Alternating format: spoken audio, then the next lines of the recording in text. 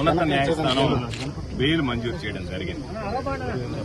సోమవారం మధ్యాహ్నానికల్లా హైకోర్టు మంజూరు చేసినటువంటి బెయిల్ నెట్లో కూడా రావడం జరిగింది. సాధారణంగా ముందు రోజు హైకోర్టు బెయిల్ ఇస్తే తెల్లవారి ఆ బెయిల్ ఉత్తర్వులు రావడంలో హైకోర్టు నుంచి జాప్యం అయితే తప్ప లేకపోతే ఖచ్చితంగా బెయిల్ వచ్చి ఉండాలి. మరి కారణాలేమో నాకు తెలియదు, నేను జైల్లో ఉన్నాను కాబట్టి. నిన్న సాయంకాలం విడుదల వాయిదా పడింది. అయితే నిన్న పాపం నా కోసం జనం వచ్చారు, ఈరోజు కూడా అదే జనం మరలా రావడం జరిగింది. నాకున్నటువంటి ఆస్తి ఈ జిల్లా ప్రజలు, ప్రత్యేకించి సర్వేపల్లి నియోజకవర్గానికి సంబంధించినటువంటి కుటుంబాలు, వన్నె తరగనటువంటి వాళ్ల ప్రేమాభిమానాలు. ఈరోజు ఈ కేసును గురించి ఎక్కడా మాట్లాడకూడదు అనేటువంటిది హైకోర్టు విధించినటువంటి నిబంధన, షరతు. కాబట్టి ఆ షరతులకు లోబడి ఈరోజు ఈ హైకోర్టు మంజూరు చేసినటువంటి బెయిల్ విషయంలో నేను ఏది కూడా వ్యాఖ్యానించదలుచుకోలేదు. అయితే బహుశా నెల్లూరు జిల్లాకు సంబంధించి 2 సార్లు శాసనసభ్యుడిగా, ఒకసారి జిల్లా పరిషత్ చైర్మన్ గా, ఒకసారి మంత్రిగా పనిచేసినటువంటి వ్యక్తిని ఇన్ని రోజులు జైల్లో పెట్టడం అనేటువంటిది ఇది ప్రథమంగా జరిగింది. అంటే ఎక్కడ లేనటువంటి సాంప్రదాయాలని ఈరోజు కూటమి ప్రభుత్వం పరిచయం చేస్తుంది. అయితే ఈరోజు ఒక్కసారి ఆలోచన చేస్తే ఎంత బాధాకరమైనటువంటి విషయం అంటే, నాకు నవ్వాలనో ఏడవాలనో తెలియనటువంటి దుస్థితి. 6 కేసులు నా మీద సోషల్ మీడియాలో పెట్టారు. నేను అధికారంలో ఉన్నప్పుడు, మంత్రిగా ఉన్నప్పుడు నా మీద చేసినటువంటి విమర్శల మీద ఒక్కసారి కూడా నేను సోషల్ మీడియాలో కేసు పెట్టించినటువంటి దాఖలాలు లేవు. 6 కేసులు పెట్టారు. ఆ తర్వాత మరలా ఈరోజు హైకోర్టు మంజూరు చేసినటువంటి ఈ కేసు పెట్టారు. దాని మీద 7 పీటీ వారెంట్లు వేశారు. 7 పీటీ వారెంట్లు ఎంత నవ్వొచ్చాయంటే, ఎప్పుడో ఎన్నికల కమిషన్ టైంలో జరిగినటువంటి లిక్కర్ కేసు. ఆ రోజు మా ప్రభుత్వం అధికారంలో లేదు. ఆ కేసు రిజిస్టర్ అయింది. కూటమి ప్రభుత్వం అధికారంలోకి వచ్చింది. ఆ రోజు కూటమి ప్రభుత్వంలో పనిచేసేటువంటి అధికారులే దాని మీద విచారణ జరిపి ఛార్జ్షీట్ ఫైల్ చేయడం జరిగింది. 1 సంవత్సరం తర్వాత మరలా ఛార్జ్షీట్ రీఓపెన్ చేయాలి, ఎంక్వైరీ చేయాలని చెప్పి ఓపెన్ చేసి, ఎవరో ఒక వ్యక్తి, ఎంత హాస్యాస్పదం అంటే, నేను ఎన్నికల్లో వెళ్లినప్పుడు ప్రచారంలో మీ అందరికీ లిక్కర్ పంచుతాను, ఓట్లు వేయండి అని చెప్పానంట. దాని మీద ఒక వ్యక్తి మమ్మల్ని ప్రశ్నించాడంట, సార్ ఓట్లు అడగడం ధర్మమా, లెక్కరిస్తామని. దాని మీద మేము దాడి చేశాం. ఎక్కడ పత్రికల్లో, మీడియాలో ఎక్కడ రాలే. అది దాని గురించి చెప్పి ఒక కేసు. అదే పందాలో పంటపాలెంలో జరిగినటువంటి దాంట్లో అదే విధంగా సేమ్ మ్యాటర్ మీద ఒక కేసు. ఆ తర్వాత ఎక్కడో కనుపూరు కెనాల్ మీద ఒక కేసు. సర్వేపల్లి రిజర్వాయర్ మీద కేసు ఏందో తెలుసా? సర్వేపల్లి రిజర్వాయర్ లో ఉండేటువంటి మట్టిని బాంబులు పెట్టి పేల్చామని. ఎక్కడ వినలే. మ్యాజిస్ట్రేట్ రిమాండ్ రిజెక్ట్ చేసాడు దాంట్లో. అంటే బాంబులు పెట్టి పేల్చారా? బాంబులు పెట్టి పేల్చినట్టుగా మీ కంప్లైంట్ లో ఎక్కడ లేనటువంటి కంప్లైంట్ ఇక్కడ ఎట్లా వచ్చిందని చెప్పి మాట్లాడలేదు. కాబట్టి రకరకాలైనటువంటి కేసులు, విచిత్రమైనటువంటి కేసులు పెట్టడం జరిగింది.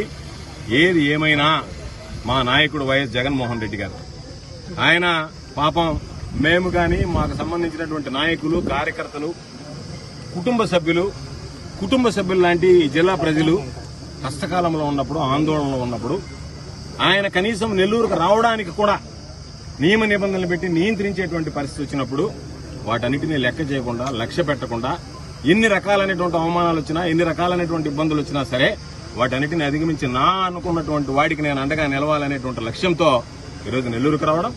నాతో పాటు ఎన్నడూ జరగలేదు ఒక మాజీ మంత్రి ఇంటి మీద దాడి. ఇది దౌర్భాగ్యకరమైనటువంటి విషయం. అన్ని విషయాలు కూడా రాబోయే రోజుల్లో మాట్లాడదాం. ప్రసన్న ఇంటి మీద దాడి చేసి మరలా ఆయన మీదనే కేసు పెట్టి ఆయనకు సంబంధించినటువంటి వ్యక్తులు కూడా ఈరోజు జైలు పాలు చేయడం జరిగింది. కాబట్టి ఇవన్నీ వింత పోకడలు, విపరీతమైనటువంటి ఆలోచనలతో వచ్చేటువంటివి. కాబట్టి మరలా చెప్తున్నాం, ఈ జైళ్లు, ఈ కేసులు, ఈ అరెస్టులు, ఇవి ఏవి కూడా మా లక్ష్య సాధనలో మేము అనుకున్నటువంటి దారిలో వెళ్లేటువంటి దాంట్లో ఎక్కడా మాకు అడ్డంకులు కావు. తాత్కాలికంగా ఈరోజు ఒక 90 రోజులు, 86 రోజులు జైల్లో ఉన్నామంటే 2 విషయాలు. ఈ ప్రభుత్వం అనుసరిస్తున్నటువంటి ప్రజా వ్యతిరేక విధానాలు, చంద్రబాబు నాయుడు చేసినటువంటి మోసాలు, చంద్రబాబు నాయుడు చేస్తున్నటువంటి కుట్రలు, వీటి మీద ప్రజల్లోకి తీసుకువెళ్లడానికి మాకు తాత్కాలికంగా వాయిదా వేసుకోవడం జరిగింది. ఎందుకంటే అందుబాటులో లేము కాబట్టి. సోమిరెడ్డి కొడుకు సర్వేపల్లి నియోజకవర్గంలో దోపిడీకి అడ్డుకట్ట లేకుండా పోయింది. కాబట్టి వీటన్నిటి మీద కూడా భవిష్యత్తులో విచారణ జరుగుతుంది. ఎవరెవరు ఏమేమి తప్పులు చేశారో బయటపడతాయి.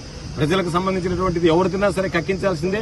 అందుకే నేను ఎక్కడా కూడా మరొకసారి మీ అందరికీ స్పష్టంగా చెప్పదలుచుకున్నాను, ఎక్కడా కూడా ఏ కోర్టులో కూడా జరిగినటువంటి అన్ని కేసుల్లో కూడా నేను తప్పు చేయలేదు, నాకు బెయిల్ ఇవ్వండి అని అడిగాను తప్ప నాకు ఆరోగ్యం బాగలేదు, ఇంకో కారణాలు ఉన్నాయి ఎక్కడా కూడా 8 కేసుల్లో ఎక్కడ ఒక్కదానిలో కూడా అడిగినటువంటి దాఖలాలు లేవు. కాబట్టి వీటన్నిటిని దృష్టిలో పెట్టుకుని తప్పనిసరిగా రాబోయేటువంటి రోజుల్లో వైఎస్ఆర్ కాంగ్రెస్ పార్టీ బలోపేతం కోసం, ప్రభుత్వం అనుసరిస్తున్నటువంటి ప్రజా వ్యతిరేక విధానాలని ఎండగట్టడం కోసం, ఏదైతే గతంలో కూటమి ప్రభుత్వం మీద మేమైతే ఏదైతే విమర్శలు చేశామో, వాస్తవాల గురించి మాట్లాడామో, ప్రజలకు జరుగుతున్నటువంటి అన్యాయాల గురించి మాట్లాడామో వాటిని కొనసాగిస్తాం. మా పంతా కొనసాగుతుంది. సర్వేపల్లి నియోజకవర్గ దోపిడీ మీద అడ్డుకట్ట వేసేటువంటి ప్రయత్నం చేస్తాం. కాబట్టి ఎక్కడా కూడా అలుపెరగనటువంటి పోరాటం చేస్తాం తప్ప ఏదో కేసులు పెడితే మరలా భయపడి గమ్మైపోతామేమో, మరలా కొత్త కేసులు పెడతారేమో అనేటువంటి ఆలోచన లేదు. నేను అనుకున్నా నిన్న నాది వాయిదా పడింది అంటే బహుశా మరలా కొత్త కేసు ఏదన్నా సృష్టించడానికి మరలా ఏదన్నా ప్రయత్నం జరిగిందేమో, అందులో భాగంగా బెయిల్ వచ్చింది కాబట్టి మరలా ఏదన్నా ఒక ఎఫ్ఐఆర్ గంట పొద్దున్న పీటీ వారెంట్ ఎత్తుకొని వస్తారేమో అని చెప్పి అధికారులు వచ్చి సార్ మీరు విడుదలయ్యారన్నంత వరకు నేను రెడీ కూడా కాలేదు, గమ్ముగా కూర్చొని ఏమైనా కేసు వచ్చిందేమో చూద్దామని చెప్పారు. అధికారులు చెప్పారు సార్ మీకు టైం అయింది, రిలీజ్ అయ్యవచ్చు, రిలీజ్ అయ్యే టైం అయిందన్న తర్వాత బయలుదేరి వచ్చారు. కాబట్టి వాటికి ఏం భయపడేటువంటి పరిస్థితి ఉండదు. మానసికంగా సిద్ధంగా ఉన్నాను, ఆరోగ్యంగా ఉన్నాను, ధైర్యంగా పోరాడతాను తప్ప ఎక్కడ కూడా మరొకటి చేసేటువంటి వెనకడిగేసేటువంటి ఉండదు. ఏదేమైనా కష్టకాలంలో మాతో ఉన్నటువంటి మా నియోజకవర్గాలు ఇన్ఛార్జీలు కానీ, ఉన్నటువంటి స్థానికంగా ఉండేటువంటి మా ప్రజాప్రతినిధులు కానీ, మరీ ముఖ్యంగా ప్రజలు, వైఎస్ఆర్ కాంగ్రెస్ పార్టీ నాయకులు, కార్యకర్తలు వీళ్ళందరూ కూడా బాధేసింది. ఎందుకంటే అరెస్ట్ అయిన రోజు ఒక్క కుటుంబం చాలా మంది చెప్పారు పాపం అయ్యా మేము భోజనం చేయలేకపోయామని చెప్పి బాధపడ్డారు. కాబట్టి వాటి అన్నిటినీ కూడా ఈరోజు అధిగమించి ఈరోజు నేను బయటకు వచ్చా. తప్పనిసరిగా నన్ను నేను కాపాడుకోవడంతో పాటు మాకున్నటువంటి కార్యకర్తలను కూడా ఎన్నిసార్లు జైలుకి పంపించినా సరే పాపం జైలు చూస్తే అందరూ వైఎస్ఆర్ కాంగ్రెస్ పార్టీ వాళ్ళు అంటున్నారు పాపం అయ్యో వచ్చేదాకా భయం వేసింది, వచ్చిన తర్వాత ఏం ఇబ్బంది లేదు, మా వాళ్ళకు కూడా పోయి చెప్తాం ధైర్యంగా పోరాడండి రానైనా, దేనికైనా సరే సిద్ధంగా ఉండండి, జైలుకి లెక్క చేయకండి, జైలు అనేటువంటి లెక్కే లేదనేటువంటి మాట మాట్లాడతాం. కాబట్టి మేము వీటిని లెక్క చేసేటువంటి పరిస్థితి ఉండదని చెప్పారు. చంద్రబాబు పుణ్యాన వైఎస్ఆర్ కాంగ్రెస్ పార్టీలకి మనోధైర్యం కలిగించేటువంటి పరిస్థితి ఏర్పడింది. కాబట్టి తప్పనిసరిగా ఇదే పందాల కొనసాగుతాం. ప్రభుత్వ వ్యతిరేక విధానాలను ప్రజల్లోకి తీసుకువెళ్తాం. ఖచ్చితంగా ఈ నియోజకవర్గంలో జరుగుతున్నటువంటి సోమిరెడ్డి కొడుకుల దోపిడీని అడ్డుకుంటాం. అంతే తప్ప ఎక్కడా కూడా మడమ తిప్పినటువంటి అలుపెరిగినటువంటి పోరాటం చేస్తానని చెప్పి ఈ సందర్భంగా మీడియా మిత్రులందరికీ తెలియజేస్తే మీతో కూడా గ్యాప్ వచ్చింది.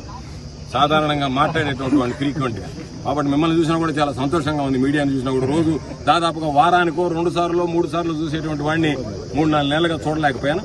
కాబట్టి తప్పనిసరిగా మరొకసారి ఈరోజు నా విడుదల సందర్భంగా విచ్చేసినటువంటి ప్రతి ఒక్కరికి, స్థానికంగా ఉన్నటువంటి మా శాసనమండలి సభ్యులు, జిల్లా పరిషత్ చైర్పర్సన్ గారు, నియోజకవర్గాలకు సంబంధించినటువంటి ఇన్ఛార్జీలు, మాజీ శాసనసభ్యులు అందరూ, నేను లేనటువంటి లోటు తీర్చినటువంటి నా బిడ్డ అందరికీ పేరు పేరున హృదయపూర్వకమైనటువంటి ధన్యవాదాలు తెలియజేస్తున్నాను.